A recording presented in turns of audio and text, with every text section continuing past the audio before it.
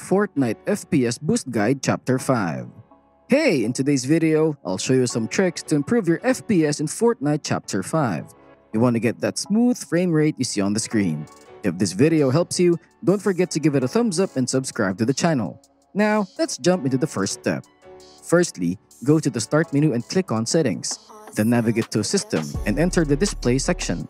Scroll down a bit until you find Graphics. Here, make sure the custom options are set to Desktop App.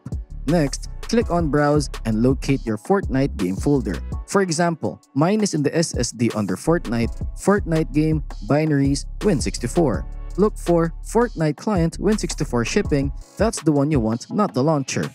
Once you've selected that, click the Add button at the bottom right. You can do this for any game you want an FPS boost for. But we're not finished yet.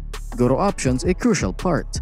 Change the graphics preference from the default, let Windows decide, which might put it on Power Save, to High Performance. Don't forget to click Save. Time for Step 2. First, press Ctrl plus Alt plus Delete on your desktop.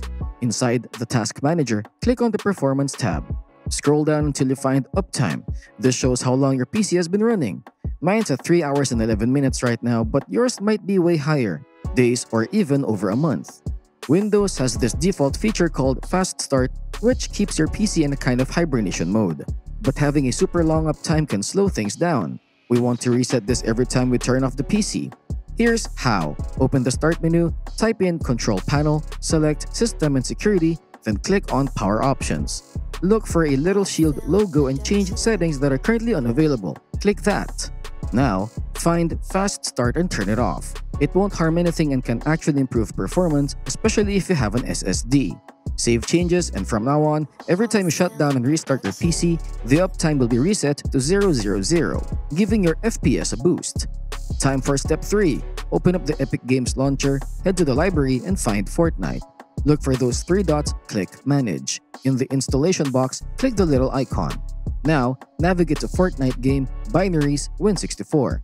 Find Fortnite Client Win64 Shipping, right-click and go to Properties. In the Compatibility tab, tick Disable Full Screen Optimizations. Some folks also like to click Change High DPI Settings and check Override High DPI Scale. Make sure it's applied by application. Don't forget to hit OK and apply. Now onto Step 4, open the Start menu, type in CMD, but don't just click on Command Prompt. Instead, right-click and run as Administrator. In the command prompt, we're going to run a little command to give your PC a tune-up. Type in sfc/scan exactly as I say, then press Enter. It'll start a system scan, and it claims it'll take some time, but it's usually pretty quick. After it's done, it might find and automatically fix any issues. In my case, it found some mysterious corrupt files and fixed them without me even knowing they were there. This command is handy because it can uncover and fix things that might be causing FPS drops or other issues in your games. Give it a shot!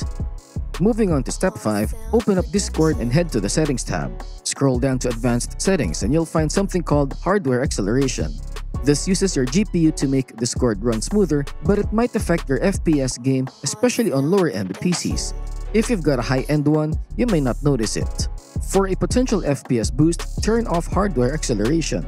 This advice also applies to Google if you use it while playing Fortnite. In Google, click on the settings in the top right, go to System on the left, and you'll find another hardware acceleration button. Switch it off, and you might see a significant FPS improvement. Easy as that. In Step 6, head back to the Epic Games Launcher. Under Library, find the 3 dots under Fortnite, but this time click on Options. Here, I strongly suggest unchecking high-resolution textures because you likely don't need them, especially if you're using Performance Mode in-game. Performance Mode can significantly boost your FPS whether you're using DirectX 11 or DirectX 12. Check out the graphics difference. Performance Mode has lower quality, but many prefer it for the FPS game.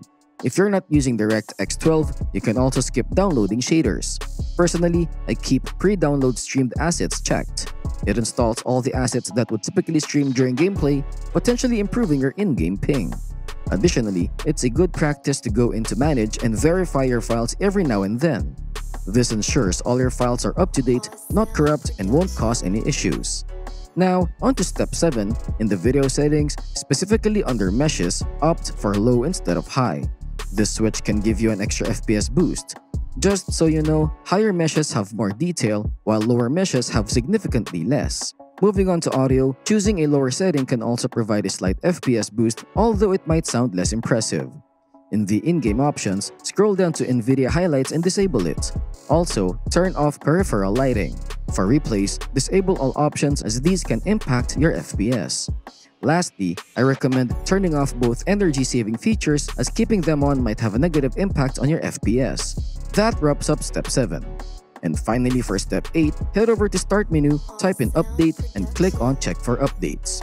Regardless of whether you're on Windows 11 or Windows 10, the process is actually quite similar. The idea is to see if there are any updates available. Personally, I like to keep my system up to date because I believe that when Microsoft releases updates, they are usually aiming to enhance performance and fix bugs.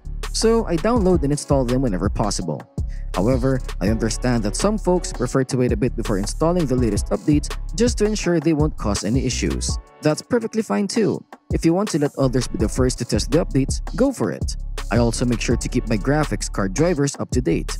I have an NVIDIA graphics card, so I open GeForce Experience, click Check for Updates, and there you go, the latest GeForce Game Ready driver. If these tips were helpful for you, feel free to drop a like on the video and subscribe to the channel. Thanks guys!